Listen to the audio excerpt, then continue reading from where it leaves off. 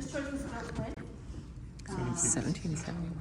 1741. 1741. So you were paying attention. Yes, It was ma'am. formed in 1711. Oh, 1611. The parish was formed in Now, at this time, we have to, in around 1611, 4 short years before that, 1607, we get the founding of Jamestown. Now, Jamestown was founded in Seneca. That's a mouthful. It is the Algonquin way of saying the land. Because that was native land. In fact, this very building we are sitting on today was called Indian Town, because this was an Indian burial ground. All this land that we're on today and its surrounding regions were owned, the original custodians were the Algonquin-speaking Powhatan Confederacy before colonial siege. Now, in 1607, after the founding of Jamestown, the captain of the ship, I know you're all gonna say this wrong, but let's try it. John Smith. Are you talking about John Smith? He wasn't the captain. He was just a sailor. I don't know. Virginia folk, you should know this. Come on, Christopher Newport. Thank you. What's that actually? Seeing you. That's right. Yes. Shut up, no way. Go Captain. Christopher Newport. Captain Christopher Newport was the captain of the ship that sailed here. Newport University. That's why I'm like, you should know You this. don't need to tell people that. What were the name of the three He ships? was a privateer, actually, so he was like kind of like a pirate. I didn't realize he was to go to Jamestown. He was. Because Virginia was founded as what? An English settlement, and he was the most qualified English-speaking sailor. Why was he most qualified? Because he had a letter to go as an Englishman to attack the Spanish gold and silver from Central and South America. Sorry, back I was gonna say you could give her a break. Right. You got it right. Yeah, he ain't paying attention. I was in the books. And also, because he's already sailed parts of North America before. Like maybe Rhode Island? No, Rhode Island? the Spanish didn't go that far north. I was just going with the name. Outer Banks, Chesapeake. He's also James River. retired Navy, so and navigator. Yeah. So, after they founded Jamestown in 1607, Captain Christopher Newport and his crew sailed 50 miles along what he then called the Kings River. It's called today the James River. And they stopped abruptly because what was in their way? Rocks. Yes! I knew that. What are the Wow. rocks called today? Rocks. Tried and true. They are the falls. The Fallen. All on. 7 miles of falls. There's no way any ship could maneuver through that. Knowing this, Captain Newport saw this as a business venture. So he put a stake in the ground in the shape of a cross and claimed it for England. Then they sailed back to Jamestown. 12 years later, in 1619, 3 important things happened. Before that. The first 2 ships of female settlers came to marry the men. After that, the first 20 African slaves. We have to make that distinction of African slaves. Because some natives were already slaves here to the colonists before that. Right. Now, these first 20 African slaves did not come here on purpose to be sold as slaves. Where were they going to? The West Indies. The Dutch owned that ship. The reason they were brought here is because the Dutch got lost on their journey. And they ended up in Jamestown. Now, they had no money for provisions. So what did? They traded their slaves. That's how you get the first 20 African slaves here. Now, the third thing that happened here in 1619 was our first elected legislative government was founded, the House of Burgesses. Now, bringing it back to 1737, here we get the founding of Richmond. Richmond was founded by Colonel William Byrd II. His father, William Byrd I, according to English law, owned all of these lands up through the falls. Now, Byrd II inherited these lands in 1708. By that time, he had amassed 26,000 acres of land. and only a small portion of that was for the building of Richmond, which already had small settlements on it because this was what? Exactly. There are already natives living here. Now, because of English law, it states that if you are an English person, you have to attend the Anglican church whether you're Anglican or not. What wasn't here? A church. Exactly. So, in 1739, the vestry, the parish, decided to build a church here because there were 200 colonists at the time living in Richmond. William Byrd II donated this plot of land and all the timber on it to build the church. You see these pews right here? Yeah. They are the original pews of the church. You are sitting in some of the original pews of the church. Wow. In fact, the original church ended on the north wall where that home plate is. That was the north post. Wow. This church was built in earth-fast formation, which means posts were stuck into the ground every 12 feet, and the walls were built up around it. Now, this church, when it was built in 1741, looks like this, a barnyard. That's how they build barns today still. Now, in 1772, you get an extension in the center here, 40 by 40 extension. Because in 1772, you now have 600 colonists living in Richmond. With that extension to the north, this is what the church looks like. This is what the church looked like when Patrick Henry gave his "Give me liberty or give me death" speech. Now, Patrick Henry was born in Hanover County in 1736.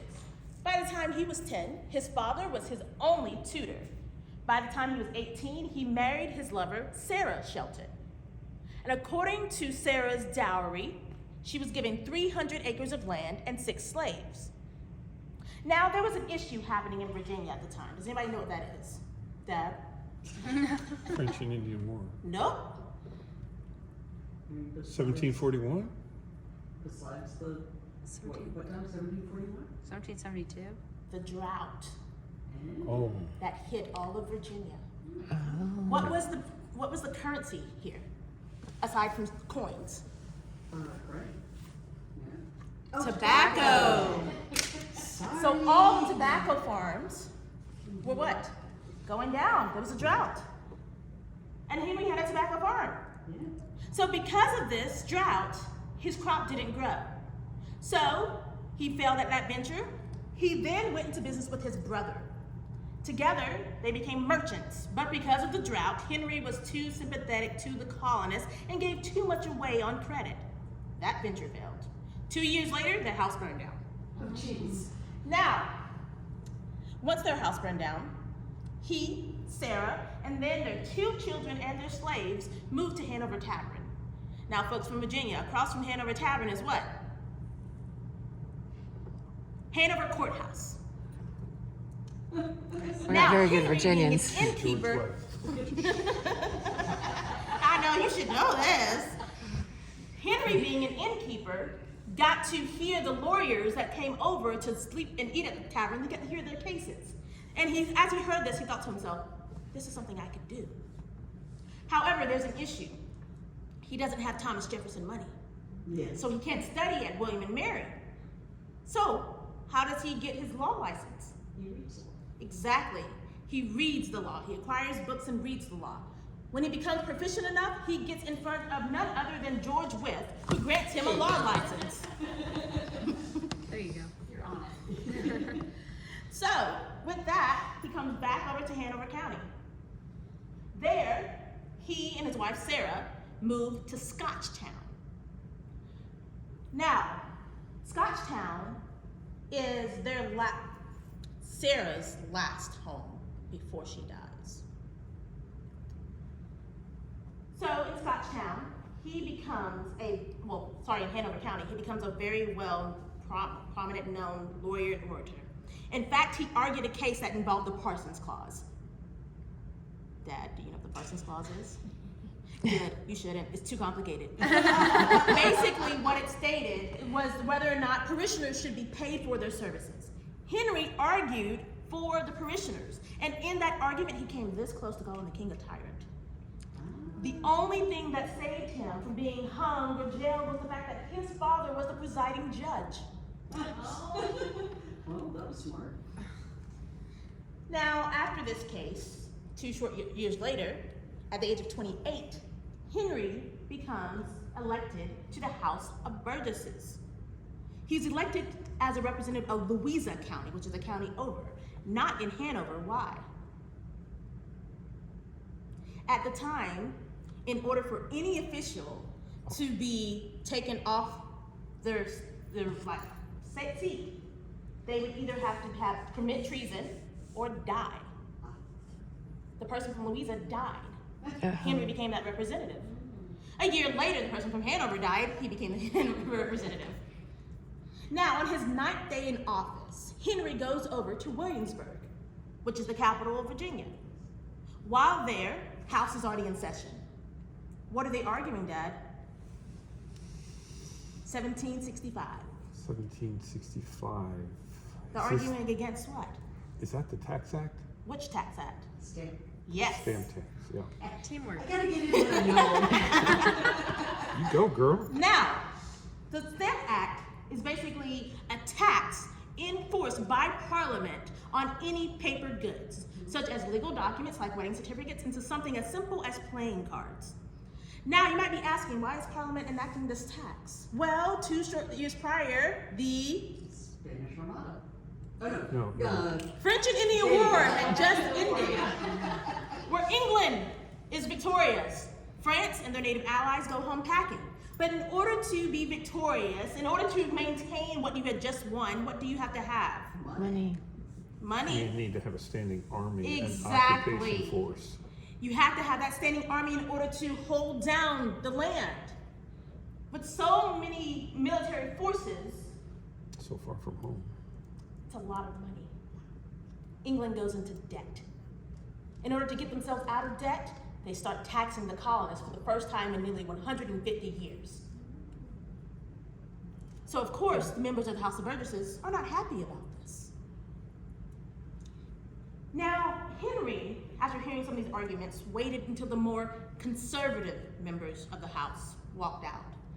And then he presented his Stamp Act resolves. Within these resolves, once again, he came this close to calling the king a tyrant. But he got away with it because he coined 2 important phrases that all the colonists believed in. One is, Taxation. Well, no taxation without representation. yes, meaning that why should we be taxed here in the colonies when there is no representative in Parliament representing us? And then also, after he called the king a tyrant, he says what? Give me liberty or give me death. Not yet, not till 10 years later. If this be treason, make the most of it. Oh. Now, since most of the members are out of the House at the time, Henry's resolves are passed because at the time you only needed 24% of the House to pass any vote. Imagine that today. Oh my gosh. Now, once these resolves are passed, they are printed out and sent through the colonies. The colonists are enraged. They agree with Henry. They should not be taxed without representation. So how do they stop this tax? They stop buying things. No. They gather in mobs and scare off the tax collectors. Oh, smart. Now, Parliament, however, states that after they dissolve this tax 6 months later, they have the right to tax the colonists any way they choose fit. And they do this with the Townshend Act. Now, you might have heard the name, but you don't know what the taxes are. The taxes were basically on Tea. and Sugar. sugar and Oh, wow. lead, glass, fabric, because the colonists were not allowed to do what? Manufacture goods themselves. They had to buy everything from the largest company in the world, East India Company. So this is when the colonists start boycotting. And they start getting their items from the black market. Who's the black market at the time? Right? The Dutch. Those lost traders. Lost. Now, the Dutch are making their items in the West Indies. The quality of things, especially tea, are not as pure, but that's okay. They're much cheaper. They'd rather do that than pay East India Company for higher taxes and levies. Now, this causes the East India Company to start going bankrupt. The East India Company is a huge, massive company, the largest company in the world. At its peak, it had an army of 24,000. There is no way in the world Parliament can let that company go bankrupt. That's like letting Amazon go bankrupt. So of course, they have to save it. How do they save it? They give the East India Company a monopoly on tea.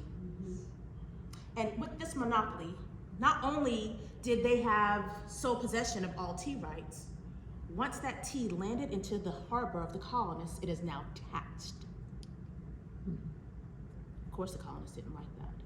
So December 8th, 1773, a group of rebels that called themselves the Sons of Liberty stow on board the ships and empty out all the tea into the harbor. Allegedly. Allegedly. Now, you might be saying to yourself, oh, it's not so bad, it's just a little bit of tea, right? If you call 150,000 pounds a little bit of tea, yeah, just a little bit of tea. Oh my gosh. So of course, Parliament is upset about this. The East India Company is upset about this. So, how does The Parliament fish were react? upset too. Yeah, the fish were not. Or maybe they liked it. I mean. Yeah, I mean, you had very flavored fish. So Parliament now enacts the coercive acts. We call them here in the colonies what? Intolerable! How dare they? These intolerable acts included a government act, which got rid of local government in Massachusetts and enacted a royal governor and his sheriffs. These sheriffs had the right to stop anyone from gathering in public in large groups. They had the right to say that anyone was committing treason and charge them without being tried by a group of their own peers. And then, of course, we get the Quartering Act. I'm sorry, I'm gonna have to do this to you. Yes. Okay. But now, the Quartering Act. In order to hold all of this into place, you know, and all these acts, they have to have more military, right? So the barracks are full, the taverns are full. Where are they gonna sleep? Your house. Exactly. In your house. They So are the one, son-in-law you can't you talk never against wanted. them. Yes, you can't talk against them, but also you gotta feed them. You gotta feed them, you gotta clothe them. Not fair, right? You get nothing in return. Oh, you get the protection of the king. The protection of the king. Allegedly. Allegedly. Who We're gonna can be say friends. that anytime, oh, I guess we can't judge you fairly here, so we're gonna send you to England to be tried. Oh, because I'll be there. Automatically. If you make it. Uh-huh. Because how are we getting to England? Mm-hmm. Now, one of the last acts of that, thank you for bringing that up, was what? Oh, Jesus. You should know this one. You Is that- should. I'm forgetting the word. Espionage? No, this No? is where they impress the sailors. Yes. So whenever they captured an American ship, they would impress the sailors into the Royal Navy. So, but we also get another blockade of what? Ports. The Boston Port. So, and then one of the things they stated in these coercive acts is that Massachusetts had to pay back all the tea. How can they do that if their harbor is blockaded? No import, no export. But you gotta feed. But you gotta pay me. So, here in Virginia, they were terrified. If this was happening to the second largest colony, what's to say it's not to happen to the first? Exactly how big was Virginia at the time? Oh, I know. Probably kind of big. They went all the way to the Pacific. Yes. They encompass 7 states that we know today, So I was right. including Virginia, West Virginia, Kentucky, Indiana, and parts of Wisconsin. All made up Virginia. Because, yeah, when they mapped, they said, okay, from here to the end. And they didn't know what the end was yet, but to the end. That was all Virginia. So if it was to happen in the second largest colony in Massachusetts, what's to say it wouldn't happen here? They could block off the Chesapeake, no import, no export. What are they gonna do? So, in May of 1774, the House of Burgesses agreed to have a day of fasting, prayer, and humiliation that was to take place on June 1st of 1774, when the Massachusetts or the Boston Harbor was to be blockaded. Hearing about this, the royal governor here in Virginia at the time, John Murray, Earl of Dunmore, called every last one of them into his chamber and dismissed them, ending elected government here in Virginia that has been here from that moment for 160 years. Wow. Dismissed them. Done. Done away with. I rule now. How'd that work out? Well, of course, the House of Burgesses were terrified about this, because in order to be a member of the House of Burgesses, you had to be three things. What is that? What? Male landed. Now, how much land did you have to own? Did it matter as long as you owned it? No, Okay. because I of didn't a think so. small, it did matter, because a small farmer with like an acre or two of land could not be a part of the House of Burgesses. You had to have 25 acres of actually planned out land, or 100 acres of undeveloped land. In order to be a member of the House of Burgesses, you had to be 21 years old and a white male. So their freedom could be taken. They were terrified about that because they were British and they had every right to be entitled to the same laws that the people 3,000 miles away were. Now, of course, they understood the irony of this, asking for freedom when they owned. Yes. Exactly. In fact, in 1773, Patrick Henry wrote to a Quaker president stating, "Who would believe that I am a master of slaves of my own will?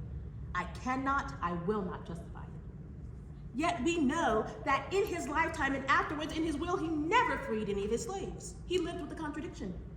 They all did, for the most part, except for George Wythe. Now, of course, they had an issue. They were dismissed. What were they going to do? How were these laws going to be enacted that they did in taxing the colonies, saying who gets to go free from jail, who gets to go to jail? And also something was coming up, something very important. The First Continental Congress. They had to elect representatives to go. How are they going to do that? Well, lucky for them, Dunmore was cocky. In August of that same year, he went to Ohio Valley to fight the natives, leaving Virginia wide open. They just walked back onto the house. Business as usual. However, they also did one important thing. They elected representatives to go to the First Continental Congress. Can anybody name 4 of those representatives? Thomas Jefferson, Mm-hmm. Patrick Henry, George Wythe, Nope, not George Wythe. George Adams. James Madison, James Monroe. Peyton Randolph. Oh, I'm sorry. Peyton Randolph was the president of the First Continental Congress and the president of the Second Virginia Convention. Kudos. Good one. Now, Thomas Jefferson, however, was an alternate. He was supposed to go if one of the other members got sick. The irony being, he got sick. But if you're looking at the First Continental Congress, Thomas Jefferson is a signer. How is that so? He's sick. He can't be there. But he wasn't there. So how did those resolutions get there? Of course not. By who? Nope. His enslaved valet, Jupiter Evans, took his resolutions to Williamsburg to be printed and taken to Philadelphia for him. But were they stamped? They No, were not. because the Stamp Act. That was already dissolved in 1766. I was paying attention. Oh, yeah, you were. So that's how he became a signer, even though he was not there. Now, there's an issue at the First Continental Congress. So if you see any Congress today, you have to have representatives from all 50 states, right? At the time, there were 13 colonies. Which colony was missing? Massachusetts, Georgia. Georgia. Because they were also fighting natives. So, because they were missing, it could not be a complete Congress of representatives. So they all dismissed and went back to their colonies to decide on a second time to meet and a place. Now, the issue being that it is now November. Dunmore is back in Williamsburg. They can't meet there. Yet there's 120 members of the House of Burgesses. What is a place large enough for them to meet and far enough away for them to meet? But out Dunmore, this church. Why? Anglicans pray. Yeah. Why? Because the center section here, when it was added, it can now fit 130 people. Now, you might be saying, why this church though? Why so far away from Williamsburg? Away from Murray. Away from the British. But you might be saying, what, but hold on, you just said that this was an Anglican church. How in the world could they meet here? Well, they were Anglicans. The rector sided with the colonists. Oh, wait, you're Googling. No. I'm cleaning up a future answer. You're right. The rector, John Selden, said he was sympathetic to the colonist cause. And he was also a bit of a rebel himself. Because with this extension right here to the north, you had to break Anglican tradition and move the altar from the east to the south. He was already a rebel. So, of course, they met here. Now, today we know that Richmond to Williamsburg is an hour's drive. Back then, how long did it take? Mm-hmm. 2 days? 2 days. 2 days horseback ride. Wow. So, of course, should Lord Dunmore get wind that they would be meeting here, they had scouts along the route, and they could just tell them that he was on the way. They could holler it out here. Mm-hmm. And they could say, you had no proof I was there. Right? Yep. As long as they don't have a spot. Exactly. Now, on the third day of that convention, a country lawyer, we talked about him, his name is Patrick Henry, Oh, we're here now, okay. sat somewhere right here where the old part of the church met the new. He got up from his seat and presented his resolves for an armed militia. Now, while he was speaking, of course, he wasn't all that kept up and happy at first.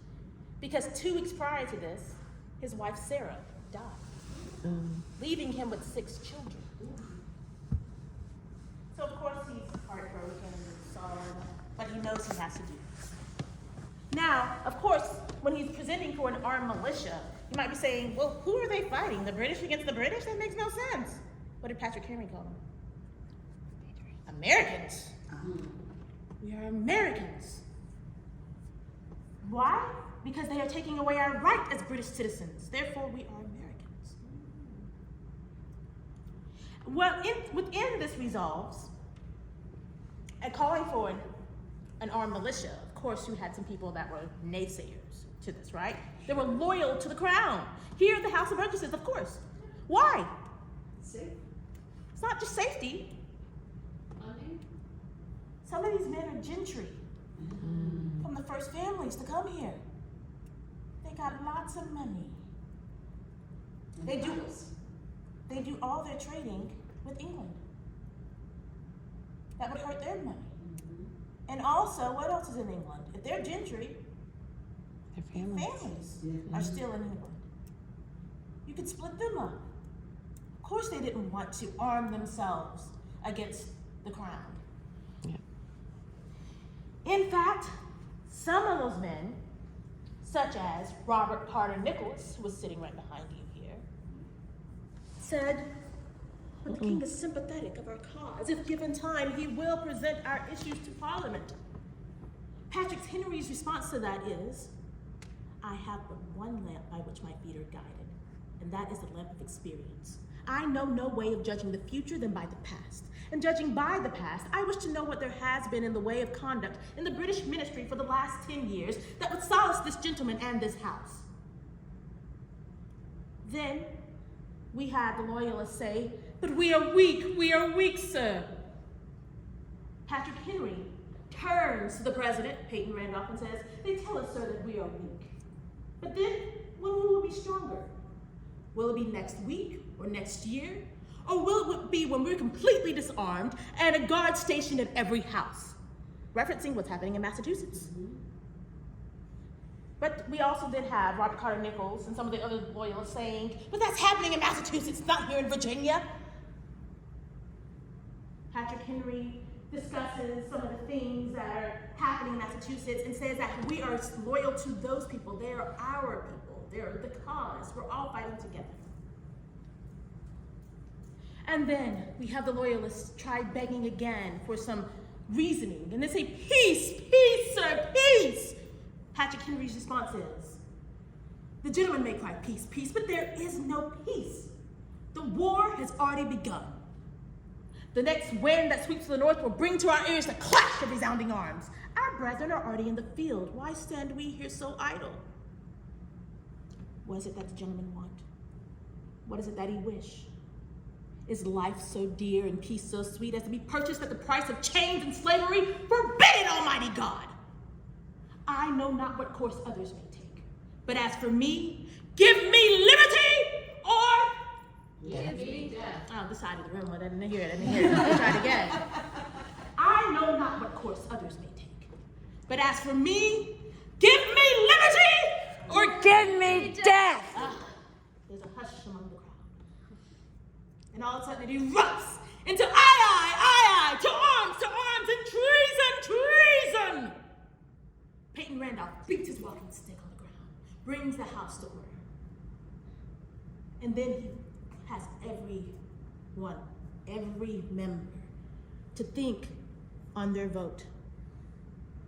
Because he knew this could change everything. Now we know that Henry's resolves were passed, but barely. 4 or 5 votes is all that changed. Now, hearing this, that the votes were passed, Peyton Randolph charged Patrick Henry to gather this militia. But we know it wasn't Patrick Henry who led the militia 3 weeks later after shots were fired in Concord and Lexington. Who was it? What was his title? General? No? No. Colonel George Washington. He wasn't a general until the heart of the fight, 2 years later. Now, hearing that the largest colony, Virginia, was fighting with the people in Massachusetts, the other colonies joined, making that not a regional conflict, but American revolution. 6 years later, in 1781, the Battle of Yorktown, we win. 2 years later, the Treaty of Paris is signed in 1783, officially ending the war. 6 years later, in 1789, George Washington is elected the first president. But 12 years before that, we can't forget about Virginia, what happens in Virginia. 1777, Patrick Henry marries again to his second wife, Dorothea Dandridge. You might have heard of her cousin, Martha Custis Dandridge Washington. I got it, Martha. Yeah. Gentry. Just say it. Now, Dorothea and Patrick together have another 11 children. Oh my God. The women, of course, were like, and he's like, man. Plus, he was That's the one whose 17 quiver is children full. total. In 1777 to 1780, Patrick Henry is the first elected governor of a free Virginia. He serves 3 one-year terms in Williamsburg until the capital moves here in 1780 in Richmond, and he serves another 2 consecutive one-year terms. Shortly after, before he retires, his final act is to do what? You cannot ratify the Constitution without a Bill of Rights. He says, don't you ratify that Constitution, not without a Bill of Rights. Because the thing that we just fought against could still happen if we do not settle what our rights are as Americans. 3 years later, he retires in Red Hill. In 1799, he dies there. The final plantation, his resting place, Red Hill. He moves there with Dorothea and 9 of their 11 children. Now, Patrick Henry's successor as governor, after he writes the Declaration of Independence, is who then becomes Vice President first. before that, Secretary of State. Oh, right. Then Vice President, then President. Now, here's a the term I want you to get in your head, a coin term. George Washington is the sword of the American Revolution. Thomas Jefferson is the pen, and Patrick Henry is the orator, the one who inspired them all. Now, are there any questions? I mean, partly eventually, but. Yeah. Processing. Yes. That's a lot of information, right? Yeah.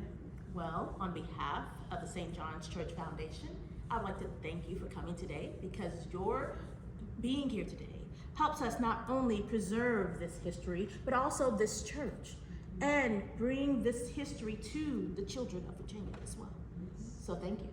Thank you. You did a great job. Fantastic, thank you. Yes.